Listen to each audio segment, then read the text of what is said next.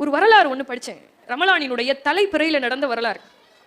இதை யார் எழுதுறாருன்னா, இப்னு ஜரீர் அத்தபரி ரஹமத்துல்லான்னு ஒரு அறிஞர், மார்க்க அறிஞர் இருக்கிறார் இஸ்லாத்தினுடைய வரலாற்றில்.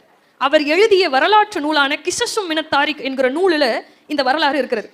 இந்த வரலாறுல என்ன சிறப்பு அப்படின்னு சொன்னா, எழுதியிருக்கார் இல்லையா அத்தபரி ரஹமத்துல்லா, அவரே இந்த வரலாற்றில் சம்மந்தப்பட்டிருக்கார். அப்படி ஒரு சிறப்பான வரலாறு. என்ன நடக்கிறது? ரமலானினுடைய தலைப்பிறை, ஹரம் ஷரீஃபை நோக்கி ஒரு பெரிய கூட்டம் போகுது. ரமலான் பெருநாள்னாலே நம்ம எல்லாருக்கும் கொண்டாட்டம் தானே, எல்லாரும் சந்தோஷத்துல இறைவனிடத்துல வழிபடுறாங்க, பாவ மன்னிப்பு கேட்குறாங்க. அப்படி ஜகஜோதியா இருக்கு ஹரம் ஷரீஃப். ஒரே ஒரு பெரியவர் மட்டும் தனித்து காணப்படுகிறார், தனியா தெரிகிறார். ஏழ்மையான தோற்றம், மெலிந்த உடல், நலிந்த ஆடை.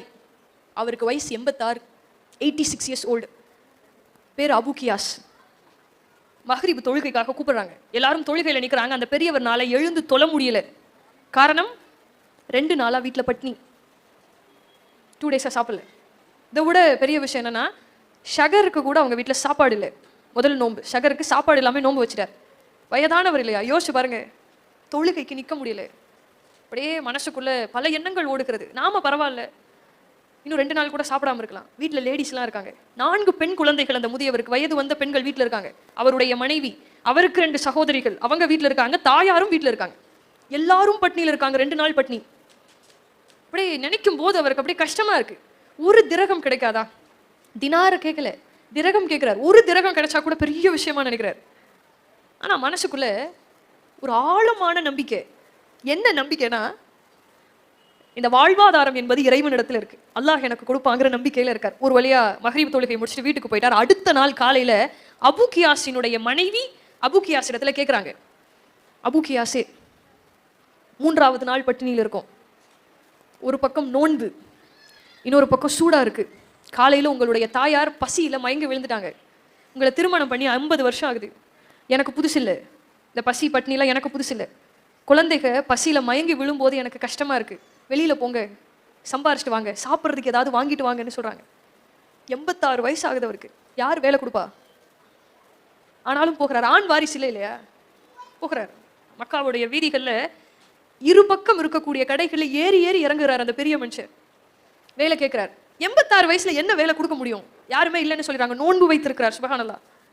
அப்படியே நோன்பு வச்சுட்டே போகிறார். பசிக்குது, மயக்கம் வர்ற மாதிரி இருக்கு, வெயில் வேற, தாகம் அடிக்குது.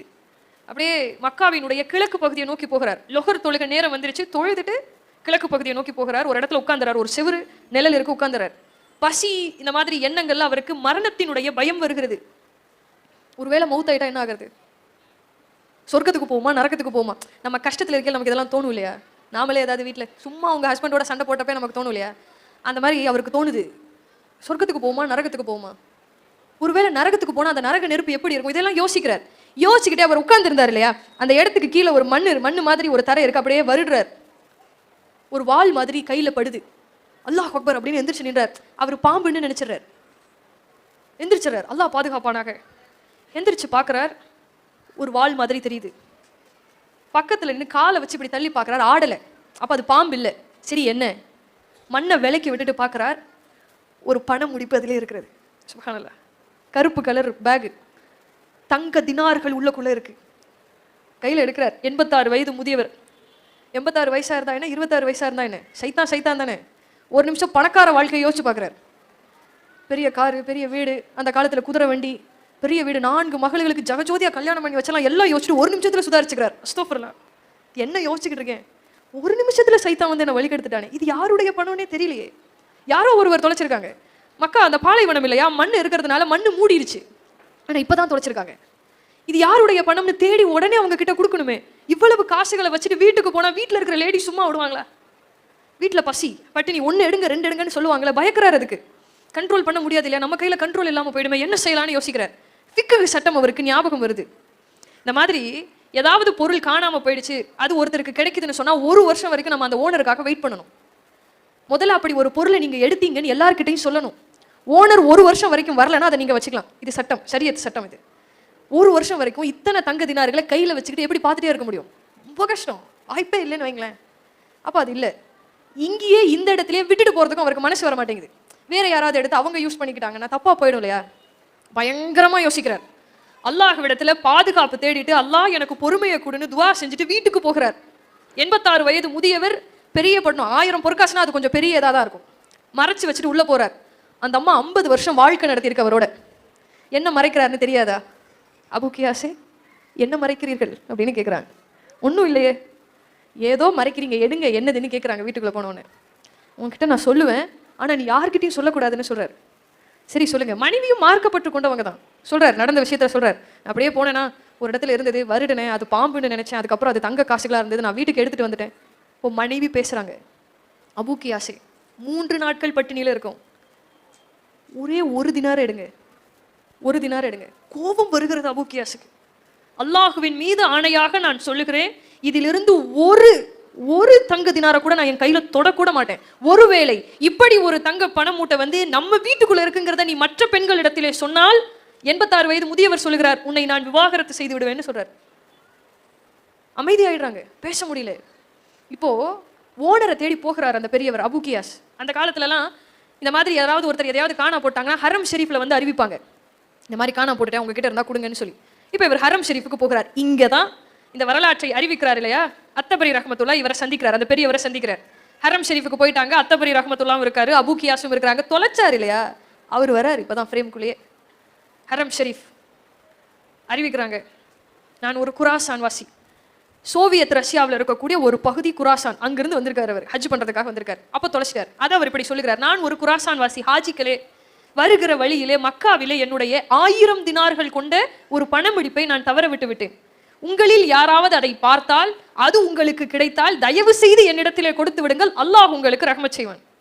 அறிவிச்சிட்டார். பெரியவருக்கு தெரிஞ்சது, ஓ ஓனர் இவர் தான், அத்தபரி ரஹ்மத்துல்லா பக்கத்திலே இருக்காரு. இந்த பெரியவர் என்ன செய்யறாருன்னா, எழுந்து நின்று நான் தான் வச்சிருக்கேங்கிறத சொல்லலை.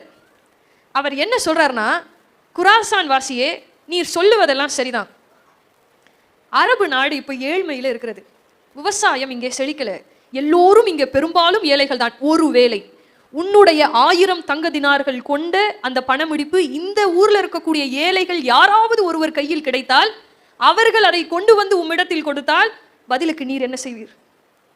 டீலிங் பேசுறார். பதிலுக்கு என்ன செய்வீர்? குராசான் வாசி கேட்கிறார். அப்படி ஒருவர் என்னிடத்தில் கொடுப்பார் இல்லையா, அவர் என்னிடத்திலே என்ன எதிர்பார்ப்பார்? அவருக்கு தெரியும் இல்லையா எவ்வளவு எதிர்பார்ப்பாங்கன்னு. பெரியவர் சொல்றார், அபு கியாஸ் சொல்றார், 10 1 பங்கு 100 தினார்கள். குராசான் வாசி என்ன சொல்லியிருப்பாரு? வாய்ப்பே இல்லை, அப்படிலாம் தர முடியாது. எடுத்தவர் அல்லாஹ்விற்காக கொடுப்பதாக இருந்தால் என்னிடத்தில் கொடுக்கட்டும், அல்லாஹ் அவங்களுக்கு அருள் புரிவான். பேசிடுறாங்க. கூட்டம் கலைஞ்சிருது. இவர் அவருடைய வீட்டுக்கு போறார். அத்தபரி ரஹ்மத்துல்லா இதை கவனிச்சுட்டு இருந்தார் இல்லையா, அவர் இளைஞனா இருந்தார். ஒருத்தர் எந்திரிச்சு நீ என்ன கொடுப்பேன்னு கேட்கிறாருன்னா அப்ப அவர்கிட்ட தானே இருக்கும். ஓரளவு அசம்ஷன் பண்ணிடுறார். பெரியவர் பின்னாடியே வீட்டுக்கு போகிறார். பெரியவரை ஃபாலோ பண்ணிட்டு வீட்டுக்கு போகிறார். அது ஒரு கூரை வீடு, ஏழ்மையான தோற்றம் அந்த வீட்டிலேயே தெரியுது. வறுமை தாண்டவம் ஆடுகிறது என்பது அந்த வீட்டிலே அப்படியே தெரியுது. அபு கியாஸ் உள்ள போயிட்டாரு. அத்தபரி ரஹ்மத்துல்லா வீட்டிற்கு வெளியில் நிற்கிறார். உள்ளக்குள்ள அபு கியாஸினுடைய மனைவி அபு கியாஸ் இடத்துல இப்படி கேட்கிறாங்க, உரிமையாளரை கண்டுபிடித்து விட்டீர்களா? ஆம். பிறகு என்ன, பகரமாக ஏதாவது கொடுப்பீர்களா என்று கேட்டேன். அவர் இல்லை என்று சொல்லிவிட்டார். மறுபடியும் ஒரு மனைவியா கேட்கிறாங்க, அபு கியாஸே, நான் மீண்டும் சொல்லுகிறேன் என்று என்னை தவறாக நினைக்க வேண்டாம். வறுமை, பசி, பட்னி என்பது எனக்கு புதிதல்ல. குழந்தைகள் பசியில் இருக்கிறார்கள், பார்ப்பதற்கு சங்கடமாக இருக்கிறது. உங்களுடைய 2 சகோதரிகள் சற்று நேரத்திற்கு முன்னாடி தான் பசியில மயங்கி விழுந்தாங்க. என்ன செய்யறதுன்னு எனக்கு தெரியல. வீட்டில் ஒண்ணுமே இல்லை சாப்பிட்றதுக்கு, ஏதாவது செய்யுங்களேன், 1 தினாரை எடுங்களேன்னு கேட்குறாங்க. நீங்க எதுக்காக தயங்குறீங்க? நீங்க ஒன்றும் திருடலையே, இது உங்களுக்கு கிடைச்சது தானே. இந்த பண முடிப்பை பற்றி இறைவன் உங்களிடத்தில் கேள்வி கேட்பாங்கன்னு நீங்க பயந்தீங்கன்னா, ஏன் உங்களுடைய குழந்தைகளுக்கு உணவளிக்கவில்லை என்கிற கேள்வியும் அல்லாஹ் கேட்பான் இல்லையா? பிறகு என்ன யோசிக்கிறீங்கன்னு கேட்குறாங்க. அத்தபரி ரஹ்மத்துல்லா அவர்கள் அதை பதிவு செய்கிறார்கள். நான் மறைந்திருந்து பார்த்தேன், அந்த பெரியவருடைய கண்களிலிருந்து கண்ணீர் வருகிறது. அல்லாஹ் அக்பர். பேச முடியாம தவிக்கிறார். 86 வயது முதியவர் பேச முடியாம தவிக்கிறார். அவர் என்ன கேட்கிறார்னா, 86 ஆண்டு காலம் நான் கட்டி காத்த ஈமான் என்ன ஆகுது? அல்லாஹ் அக்பர், அல்லாஹ் அக்பர். 86 வருஷம் நான் கட்டி காத்திருக்கிறேன், இந்த ஈமான் என்ன ஆகுது? ஒரு கண நேர இந்த தடுமாற்றத்திற்காக நான் அதை இழக்கக்கூடாது. அல்லாஹ்வின் மீது சத்தியமிட்டு சொல்கிறேன், அதை நான் தொடமாட்டேன்னு சொல்றாரு. இந்த இடத்துல தான் கவனிக்கணும். மனைவி பொறுமையா இருக்காங்க, பொறுமையா இருக்காங்க, அமைதி ஆயிடுறாங்க. அப்படியே அத்தபரி ரஹ்மத்துல்லா வெளியில நிற்கிறார். அந்த முதியவர் வீட்டை விட்டு வெளியே வருகிறார். இஃப்தாருக்கான நேரம் அது. அவர் என்ன செய்யறாருன்னா, வெளியில பேரிச்சம்பள மரங்கள் இருக்கும். அரபு நாட்டுல நிறைய இடங்களை நம்மளால பார்க்க முடியும். உம்ரா செஞ்சவங்களுக்கு எல்லாம் தெரியும்னு நினைக்கிறேன். வெளியில இருக்கக்கூடிய பேரிச்சம்பள மரம், அதுல கீழே விழுந்த பேரிச்சம்பளங்களை எது நல்ல பேரிச்சம்பளம்னு பார்த்து பெருக்கி அதை தொடச்சி வீட்டுக்குள்ள எடுத்துட்டு போகிறார். அப்போ அவங்களுக்கு இஃப்தாருக்கான உணவே அதுதான். சுபஹானல்லாஹ், என்ன ஒரு உறுதி இல்லையா? 1000 தங்க தினார்கள் வீட்டுக்குள் இருக்கிறது. வெளியில் இருக்கக்கூடிய ஒரு பேரிச்சம்பளத்தை பெருக்கி ஒரு பெரியவர் எடுத்து வீட்டுக்குள்ள போகிறார். அத்தபரி ரஹமத்துல்லா அவருடைய ஈமானை கண்டு நான் வியந்தேன் என்று அவர் பதிவு செய்கிறார். மறுநாள் அதே மாதிரி ஹரம் ஷெரீஃப், அதே குராசான் வாசி அத்தபரி ரஹமத்துல்லா இருக்கிறார், அந்த முதியவரும் இருக்கிறார். அவர் அதே மாதிரி பேசுறார், ஹாஜிகளே, என்னுடைய பண முடிப்பை நான் காணாம போட்டுட்டேன், உங்களில் யாராவது எடுத்தா கொடுத்துருங்களேன் அல்லாவுக்காக. மீண்டும் இந்த பெரியவர் எந்திருக்கிறார். நேத்தே உம்மிடத்தில் கேட்டேன் 10ல் 1 பங்கு தரக்கூடாதா என்று. சரி, ஒரு 10 தினார் கொடுக்க கூடாதா? எடுத்து கொண்டு வந்து கொடுப்பவர் ஏழையாக இருக்கலாம் அல்லவா? குராசான் வச்சுரா, நான் எதுக்கு கொடுக்கணும்? எதுக்குங்க கொடுக்கணும்? நான் காணாம போட்டுட்டேன். எடுத்து கொண்டு வந்து கொடுப்பவருக்கு அல்லாஹ் கொடுப்பான், என்கிட்ட எதுக்கு கேட்கணும்? அவரு அல்லாவுக்காக கொடுக்கறதா இருந்தா கொடுக்கட்டும், இல்லை அவங்களே வச்சுக்கணும், அல்லாவுக்கு பதில் சொல்லட்டும் அப்படின்னு சொல்றார். மறுபடியும் பிரிந்து போகிறார்கள். அத்தபரி ரஹமத்துல்லா பதிவு செய்கிறார்கள், அந்த பெரியவர் அழ ஆரம்பித்து விட்டார். என்ன செய்யறதுன்னு தெரியல அவருக்கு. 3வது நாள் மறுபடியும் ஹரம் ஷெரீஃப், அதே குராசான் வாசி, ஹாஜிகளே, என்னுடைய 1000 தங்க தினார்கள் கொண்ட பண முடிப்பை நான் தொலைத்து விட்டேன், உங்களில் யாராவது எடுத்தால் தயவு செய்து என்னிடத்திலே கொடுத்து விடுங்கள், அல்லாஹ் உங்களுக்கு கூலி வழங்குவான். இப்போ எந்திரிக்கிறார் பெரியவர். நேற்றுக்கு முந்தைய தினம் உன்னிடத்தில் கேட்டேன் 100 தினார் கொடுக்க கூடாதா என்று. நேற்று உம்மிடத்தில் கேட்டேன் 10 தினார் கொடுக்க கூடாதா என்று. இப்பொழுது உன்னிடத்தில் கேட்கிறேன் 1 தினார் கொடுக்க கூடாதா? கொண்டு வந்து கொடுக்கக்கூடியவர் மிகப்பெரிய ஏழையாக இருந்தால் நீர் கொடுக்கக்கூடிய அந்த 1 தினாரிலே அந்த குடும்பத்தினுடைய பட்டினி போகும் இல்லையா? கொடுக்க கூடாதான்னு கேட்கிறார். முடியவே முடியாதுங்கிறார் அந்த குராசான் வாசி. நான் எதுக்குங்க கொடுக்கணும்? அல்லாஹ் கூலி கொடுப்பான், அல்லாவுக்காக கொண்டு வந்து கொடுக்க சொல்லுங்க, நான் எதையும் தரமாட்டேன்னு சொல்றார். எத்தனை நாளைக்கு தான் இவரும் வீட்டிலே வச்சிருப்பாரு? மனைவியை கண்ட்ரோல் பண்றது கஷ்டம் இல்லையா? அவருக்கு பயம் ஆகுது, ஈமான்ல இருந்து மாறிடுவோமோன்னு பயமாகுது. இன்னைக்கு முடிவு பண்ணிட்டார், சரி வாரும், உன்னுடைய பண மூட்டை என்னிடத்தில் தான் இருக்கிறதுன்னு ஓப்பனா சொல்லிடுறாரு. நான் தான் வச்சிருக்கேன், நான் தான் எடுத்தேன், வா போலாம். எதை மனசுக்குள்ள வச்சுட்டு சொல்றாருன்னா, சுபஹானல்லாஹ், 86 வயது முதியவருடைய ஈமான பாருங்க. யார் ஒருவர், நபிமொழி ஞாபகம் வருது, யார் ஒருவர் அல்லாஹ்விற்காக ஒரு பொருளை விட்டு கொடுக்கிறார்களோ அதற்கு பகரமாக அல்லாஹ் அதை விட சிறந்த பொருளை கொடுப்பான் என்கிற நபிமொழி ஞாபகத்துக்கு வருது.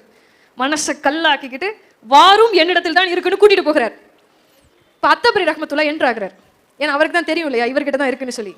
வந்து இந்த பெரியவர்கிட்ட பேசுறார், அபு கியாஸே, தந்தையே, உண்மை நான் 3 நாட்களுக்கு முன்னாடியே கண்டுபிடிச்சிட்டேன், நீங்க தான் வச்சிருக்கீங்கன்னு. நீங்க வீட்டில் பேசின எல்லாத்தையும் நான் கேட்டேன்.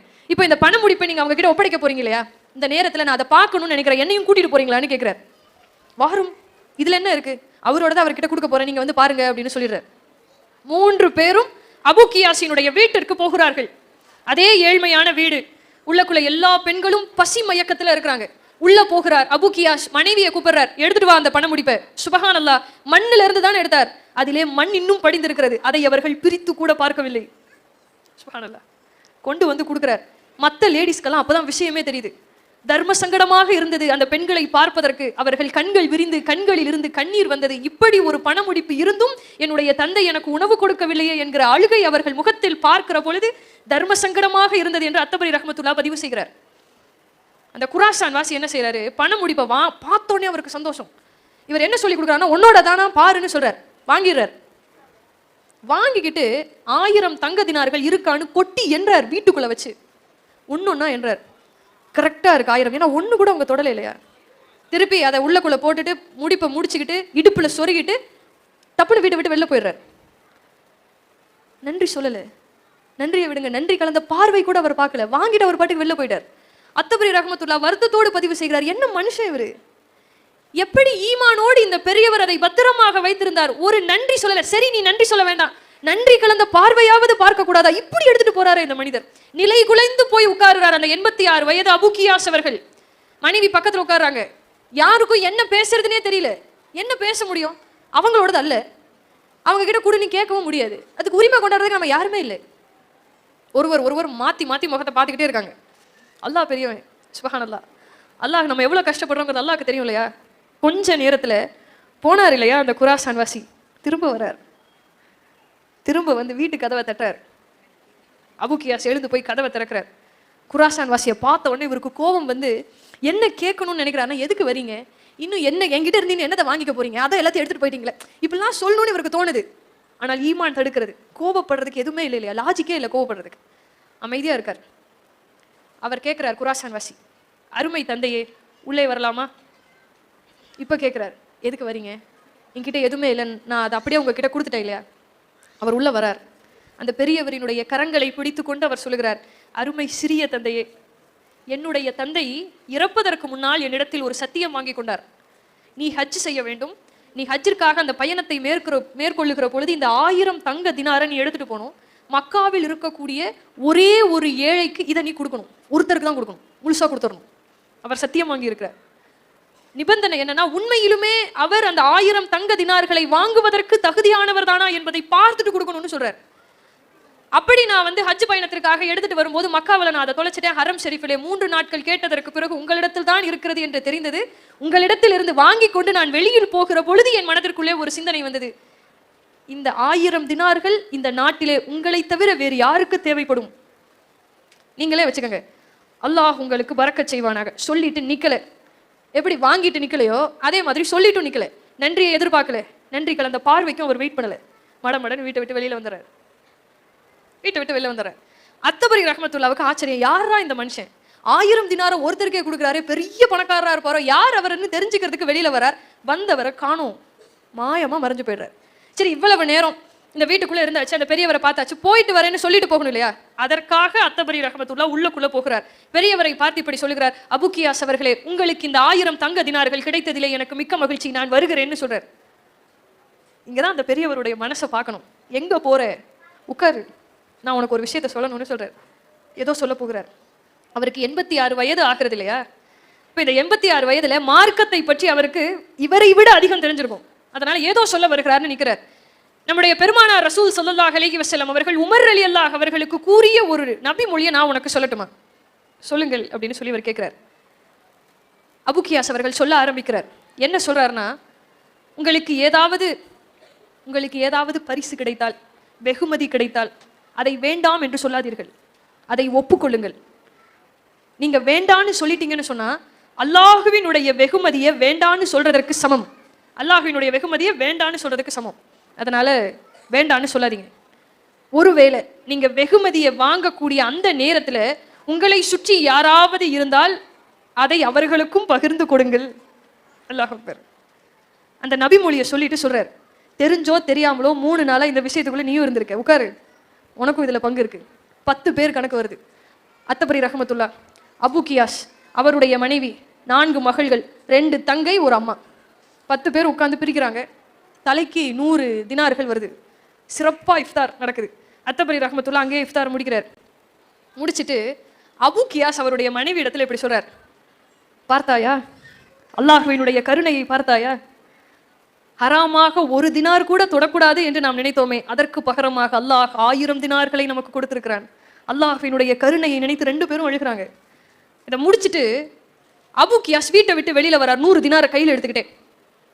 மனைவி கேட்குறாங்க, எதுக்கு வெளியில போறீங்க? அதான் நமக்கு காசு கிடைச்சிருச்சுல, இனி நம்ம வெளியில போகணும்ல அவசியமே இல்லை, இதை வச்சு நம்ம பெரிய பணக்காராயிரலாம். இரு 100 தினார்கள் என்னுடைய பங்காக எனக்கு கிடைத்திருக்கிறது. நீங்களும் நானும் கற்றுக்கொள்ள வேண்டிய விஷயமே இங்கதான் இருக்கு. 100 தினார் எனக்கு கிடைச்சிருச்சு. என்னை போல நோன்பு திறப்புவதற்கு கூட வழி இல்லாத ஏழைகளை தேடி நான் போகிறேன். இந்த 100 தினாரிலே அவர்களுக்கும் பங்கு இருக்கிறது என்று அந்த பெரியவர் சொல்கிறார். சுப்ஹானல்லாஹ். அத்தபரி ரஹ்மத்துல்லா பதிவு செய்கிறார்கள், எனக்கு கிடைத்த அந்த 100 தினார் அவருக்கு ஒரு பங்கு கிடைச்சது இல்லையா?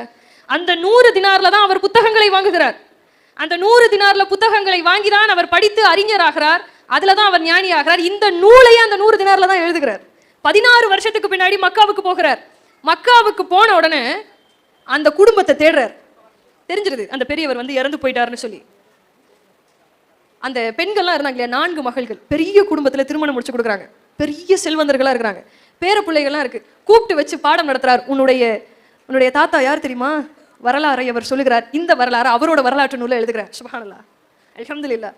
எதுக்காக இந்த வரலாற்றை இந்த நேரத்துல நான் பதிவு செஞ்சேன்னு சொன்னா, அபுகியாஸ் அவர்கள் ஈமானோடு நடந்து கொண்டார், அதெல்லாம் சரிதான். அபுகியாஸ் சொர்க்கவாசி என்று சொன்னால் அபுகியாஸினுடைய மனைவி கட்டுப்பட்டு நடந்தார்கள் இல்லையா? நான் ஆரம்பத்திலே சொன்னேன் இல்லையா, ஜிஹாத்தினுடைய நன்மை ஒரு பெண்ணுக்கு கிடைக்கும் கணவனுக்கு கட்டுப்பட்டு நடக்கிற பொழுது. அபுகியாஸ் சொர்க்கவாசி என்று சொன்னால் அவருடைய மனைவியும் இங்கே சொர்க்கவாசி தான். அவ்வளவு ஏழ்மையிலும் வறுமையிலும் கணவனுடைய பேச்சுக்கு கட்டுப்பட்டு நடந்தார்கள் இல்லையா?